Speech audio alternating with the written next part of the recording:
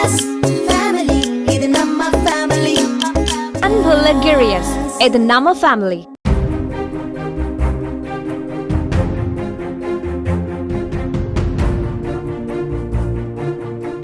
சீர்காழியில் தாக்குதலுக்குள்ளான வியாபாரி மீது வன்கொடுமை சட்டத்தில் வழக்கு பதிவு செய்யப்பட்டதை கண்டித்து 1500க்கும் மேற்பட்ட கடைகளை அடைத்து வியாபாரிகள் போராட்டத்தில் ஈடுபட்டனர். செருப்பு கடை நடத்தி வரும் சுந்தருக்கும் அவரிடம் செருப்பு வாங்கிய வழக்கறிஞர் இளையராஜாவுக்கும் தகராறு ஏற்பட்ட நிலையில் இருதரப்பு புகார் மீதும் போலீசார் வழக்கு பதிவு செய்திருப்பதாக தெரிவித்தனர்.